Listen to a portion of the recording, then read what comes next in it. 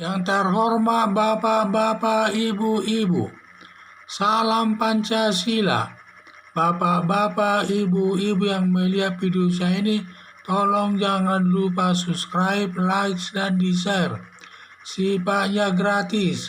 Saya akan mengomentari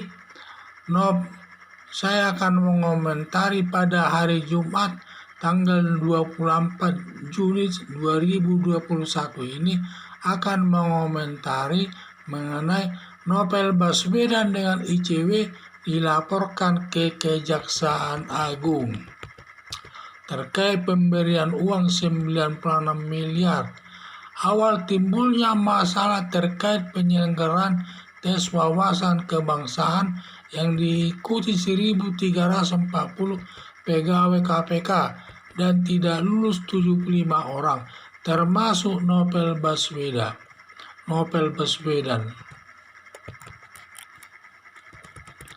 Dan juga tidak lulusnya itu karena Novel Baswedan tidak lulus, termasuk 75 orang tersebut, menuding pimpinan KPK Firly Bahuri menerapkan tes wawasan kebangsaan dengan sengaja untuk menyingkirkan 75 orang penyidik KPK tersebut dengan tujuan untuk melemahkan KPK dalam memberantas tindak pidana korupsi.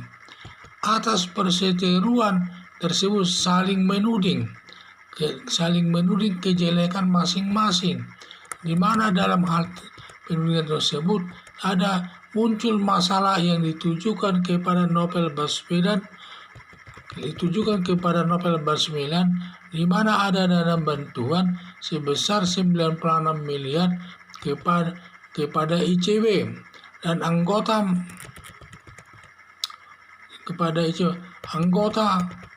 masyarakat, malah di mana karena adanya berita tersebut maka ada anggota masyarakat melaporkan Novel Baswedan dan ICW ke Kejaksaan Agung untuk diusut perkaranya.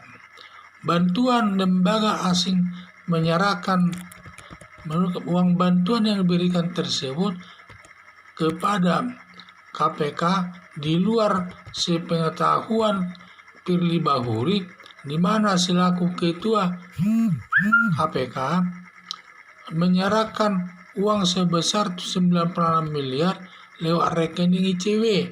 Jadi di mana uang tersebut dibawa kekuasaan KPK dan juga di luar sepengetahuan Firly Bahuri sebagai ketua KPK, di mana Novel Baswedan menyerahkan 96 miliar kepada ICW.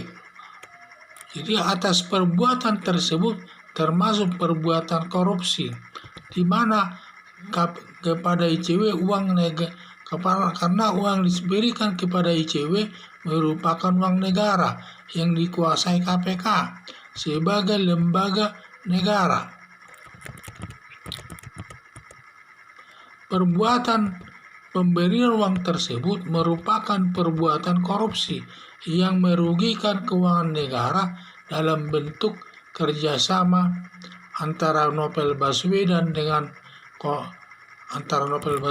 dengan ICW yang melanggar pasal 2 Undang-Undang Nomor 31 Tahun 1999 tentang pemberantasan tindak pidana korupsi yang ancaman hukumannya yaitu hukuman mati, kedua hukuman seumur hidup, 3 hukuman badan maksimal 20 tahun, dapat dikenakan hukuman mati yang diatur dalam pasal 2 ayat 2 Undang-Undang Nomor 31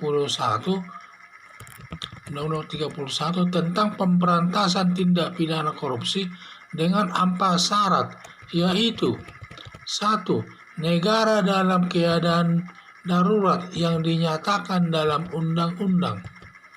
2. Bencana alam. 3. Salah satu syarat bencana alam dan juga mengulangi perbuatan korupsi. Mengulangi perbuatan korupsi ini Biasanya seseorang yang sudah diputus hakim melakukan perbuatan korupsi dan sudah selesai menjalani hukumannya dan belum lewat 5 tahun melakukan perbuatan korupsi lagi. Baru dalam keadaan resesi keuangan dan ekonomi negara. Jadi salah satu syarat dari 4 syarat tersebut dipenuhi, maka dapat dikenakan hukuman mati. Karena negara Indonesia sekarang ini dalam kondisi pandemi virus corona, maka siapapun yang melakukan perbuatan korupsi saat ini dapat dikenakan hukuman mati.